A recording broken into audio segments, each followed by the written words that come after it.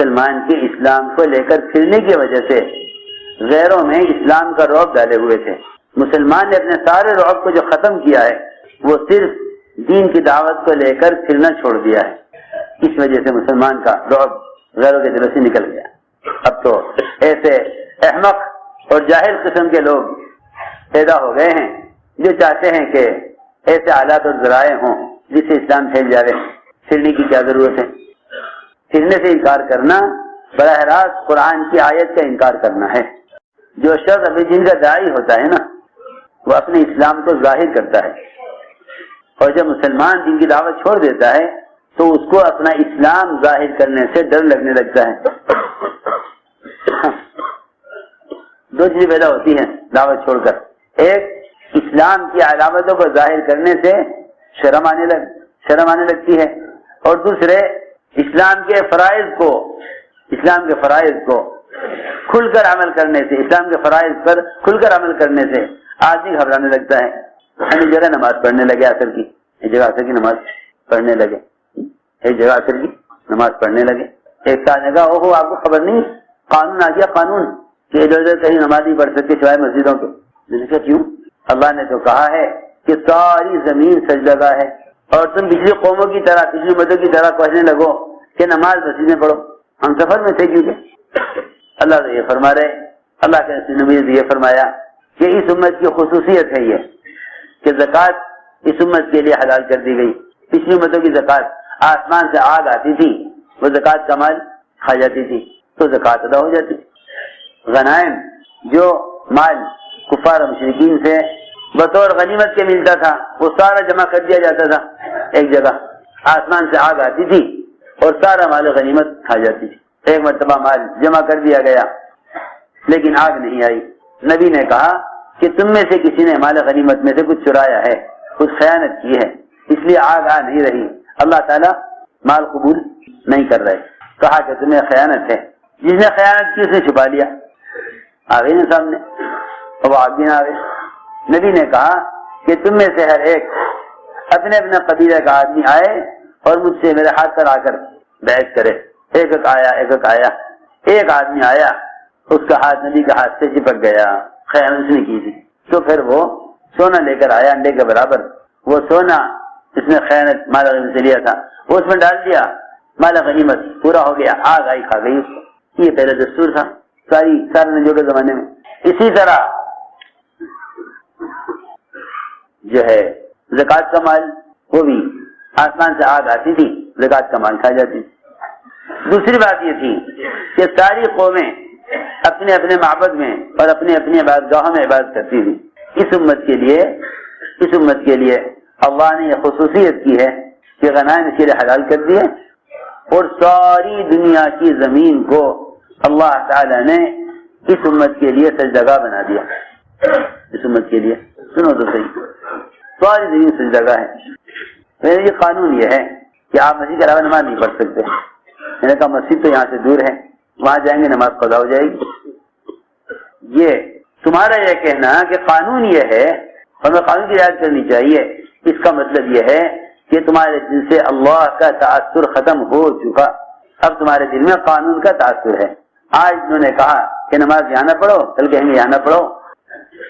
جی ہاں، جو مسلمان ایک کھانا کھانے کی سنت کو بھی قانون کی وجہ سے اگر چھوڑ دے کہ بھائی سنتی تو ہے، اس کے چھوڑنے میں کیا حرج ہے، تو قانون ہم سے نماز چھڑوا نہیں رہا، قانون کو زکات سے تو چھڑوا نہیں رہا، قانون کا حج سے تو روک نہیں رہا، جو فرائض ہیں ان پر عمل ہو جانا کافی ہے. قانون یہی تو کہہ رہا ہے کہ بھائی اس سنت پر عمل نہ کرو. تو ایک سنت کو اگر قانون کی وجہ سے چھوڑ دینے میں کیا حرج ہے؟ ایک سنت کو قانون کی وجہ سے چھوڑنے میں کیا حرج ہے؟ حقیقت یہ ہے کہ جو مسلمان ایک سنت کو بھی قانون کی رعایت میں چھوڑ دے اس نے پورے اسلام کو چھوڑ دیا. اس لیے کہ اسلام کوئی ایسا مذہب نہیں ہے کہ جس کے احکام کو موقع محل کے اعتبار سے چھانٹ کر اس میں سے چند اعمال کر لیے جائیں. اسلام تو ایک مکمل طریقہ زندگی کا نام ہے. ایسا تو ہے نہیں کہ اسلام کے احکام میں یوں فرق ہے، یہ کر لو یہ چھوڑ دو، جیسا موقع ہو ایسا کر لو. میں نے عرض کیا کہ انہوں نے ہمیں نماز پڑھنے سے یہاں نہ پڑھو، کہنے کا جی وہ قانون یہ ہے، ابھی مسلح بچھانے کی راستے میں کوشش کر رہے تھے، سڑک کے کنارے اندر سے ایک آدمی نکل کے آیا، کہنے جی کیا کر رہے ہیں؟ نماز پڑھ رہے ہیں۔ کہنے کہ یہاں مٹی ہے، گاڑیاں گزر رہی ہیں، غبار اڑے گا، دھوپ ہو رہی ہے، میرے گھر میں آ جاؤ نا اندر، یہاں پڑھ لو۔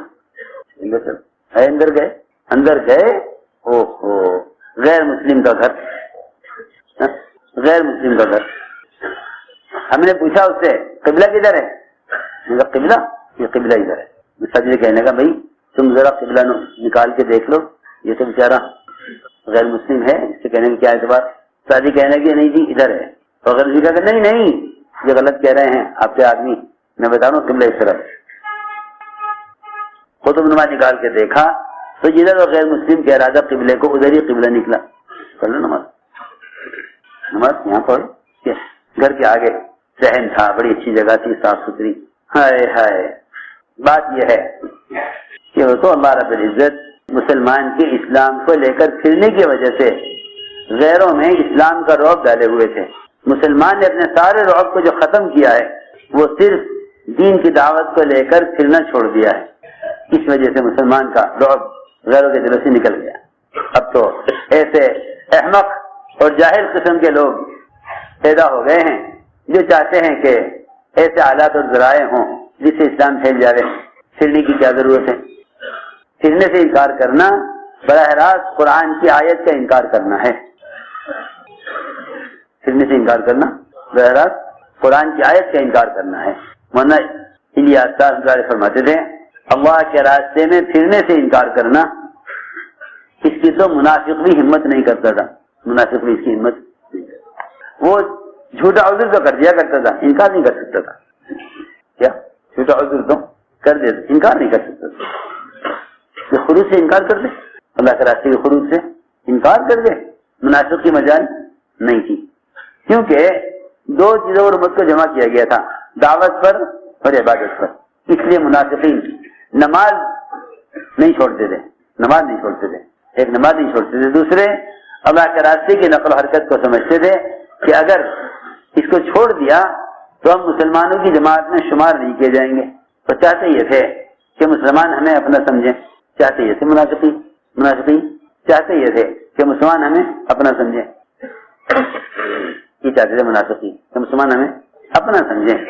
مسلمانوں کے درمیان اپنے آپ کو مسلمان کہلائے جانے کے لیے وہ اللہ کے راستے کے خروج کو بھی اہم سمجھتے تھے، البتہ عذر کرتے تھے تاکہ مسلمان یہ کہیں بھائی یہ ایک مجبوری آ گئی ہے، گھر میں کچھ ضرورت پیش آ گئی ہے، کوئی مجبوری ہو گئی ہے نکلنے سے، اس لیے نہیں نکل رہے ہیں ورنہ نکلنا چاہتے ہیں۔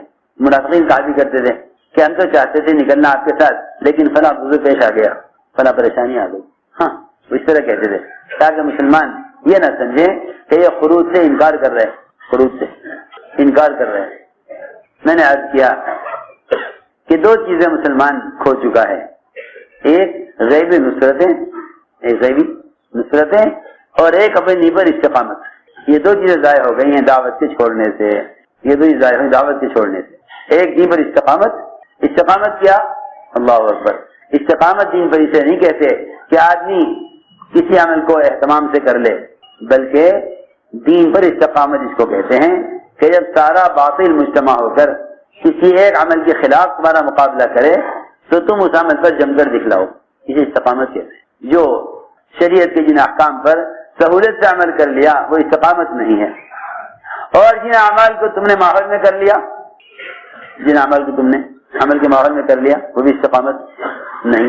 جماعت میں نکل کر نماز پڑھے، ذکر کرے، تلاوت کرے، جماعت میں نکل کر تہجد پڑھے، جماعت میں نکل کر سارے 24 گھنٹے کے اعمال وقت پر کرے، یہ استقامت نہیں، یہ استقامت نہیں۔ کیوں؟ اس لیے کہ آدمی کا عمل کے ماحول میں عمل کرنا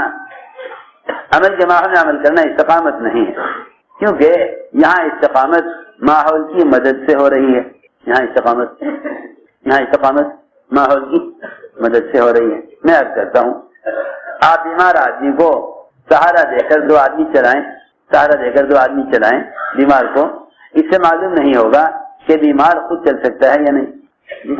ڈاکٹر کہتے ہیں مریض سے ذرا چل کر دکھلاؤ،